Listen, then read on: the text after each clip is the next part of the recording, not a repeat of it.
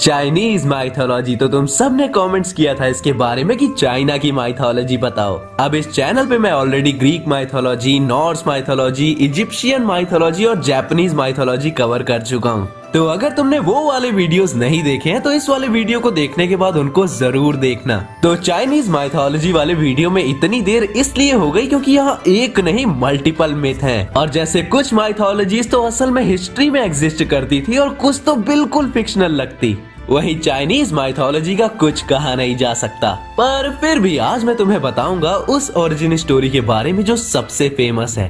तो hello Webtastic fans, मेरा नाम है सत्यम मिश्रा और तुम चाहो तो मुझे प्यार से मिस्टर वेब भी बुला सकते हो। तो समय को सराखों पर रखते हुए चलिए शुरू करते हैं। तो अब शुरू करने से पहले तुम यीन और यांग को तो जानते ही होगे। चाइना में इस सिंबल को अपन लोग ने कई जगह देखा है। इसमें यीन दुनिया में जो कुछ भी निगेटिव है, डार्क है, गीला है, ठंडा है और फेमिनिन है उसको बताता है। वही यांग लाइट, पॉजिटिव, गर्म, सूखा और मस्कुलिन साइड को रिप्रेजेंट करता है। अब यूनिवर्स के स्टार्ट में कुछ नहीं था, बस एक बड़ा सा अंडा था। उस अंडे के अंदर बसता था यीन और यांग का मिक्सचर और उस अंडे में चाइनीज माइथोलॉजी का पहला गॉड भी था जो था पानगु। वो एक जायंट और ड्रैगन था जिसने अंडे को तोड़ दिया। वो जब बाहर निकला तो उसने यीन और यांग को अपने पैरों और हाथों से अलग अलग कर दिया। जहाँ यीन बनी अर्थ और यांग बना स्वर्ग। अब 18,000 सालों तक ये तीनों बढ़ते गए। धरती हर दिन 10 फीट मोटी होती गई, स्वर्ग हर दिन 10 फीट ऊंचा होता गया और पानगु हर दिन 10 फीट लंबा होता गया। पानगु धरती और स्वर्ग के बीच 30,000 मील लंबाई लेके खड़ा था ताकि ये दोनों आपस में कभी एक साथ मिल ना पाए। पर पानगु अमर नहीं था। जब वो मरा तो उसकी खोपड़ी आसमान बन गई, उसकी सांस हवा और बादल बनी, उसकी आवाज बादलों की गर्जन बनी, उसकी एक आंख सूरज बनी और दूसरी चांद, उसके बाकी शरीर के हिस्से पहाड़ बन गए, उसकी मसल्स खेती की जमीन बन गई, उसके बाल तारों में बदल गए और उसकी चमड़ी से पेड़ पौधे आए, उसका पसीना बारिश में बदल गया और इसी तरह दुनिया में जो कुछ भी आया वो सब पानगु ही है। पर जब पानगु मरा तो आई नुआ, एक हाफ ड्रैगन गॉडेस जिसे क्रिएशन की गॉड या मदर ऑफ मैन किंग भी बोला जाता है। ऐसा इसलिए कि नुआ इस पूरी दुनिया में अकेली थी। पानगु की ये दुनिया खूबसूरत तो थी पर उसके साथ खड़ा होने वाला कोई नहीं था। तो उसने नदी के किनारे जाके वहाँ की मिट्टी से कुछ पुतले बनाने चालू कर दिए। पहले उसने जानवर बनाए पर जब उसने पानी में खुद की शक्ल देखी तो सोचा क्यों ना मेरे जैसा कुछ बनाया जाए। और जब उसने ये नए जीव बनाए तो वो उससे बात करने लगे, उसको खुश करने लगे और उसने इन्हें नाम दिया ह्यूमंस।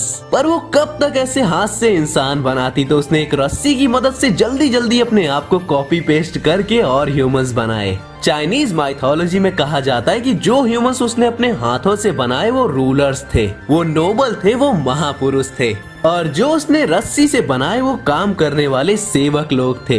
और तुम चाइना की सोशल लाइफ देख के समझ सकते हो कि ऐसा वहाँ अभी भी चलता है कि कैसे लोग 2 क्लासों में बटे हुए हैं। तो ये तो थी उनकी सबसे फेमस वाली माइथोलॉजी जिसमें संसार और इंसानों का क्रिएशन हुआ। पर अब चाइनीज माइथोलॉजी की बात की ही है तो इसके सबसे फेमस फिगर अपने मंकी किंग को कैसे भूल सकते हैं। सन वुकोंग पैदा हुआ जब एक हवा के झोंके से पहाड़ पे शांत रखा पत्थर टूटा। उस पत्थर से निकला ये छोटा सा बंदर बाहर आते ही बोलना और चलना सीख गया था। और जब इसने अपनी आंखें खोली तो इसकी आंखों से निकली वो रोशनी जिसने बादलों तक को चीर के रख दिया। धीरे धीरे सन वुकोंग ने और बंदरों को देखा और उनके साथ रहना शुरू कर दिया। फिर एक दिन उन बंदरों ने शर्त लगाई कि जो भी इस जंगल के झरने के सोर्स तक जाएगा वो बंदरों का राजा होगा।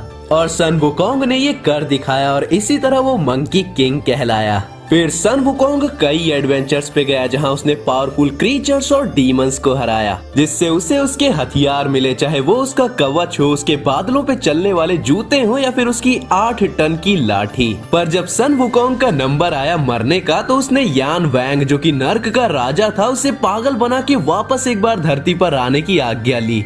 पर परमिशन मिलते ही उसने धरती पर आने से पहले book of life and death से अपना और अपने जंगल के हर बंदर का नाम मिटा दिया। येन वैंग गुस्सा हुआ और उसने जेड एम्परर जो कि स्वर्ग का राजा था उससे मदद मांगी।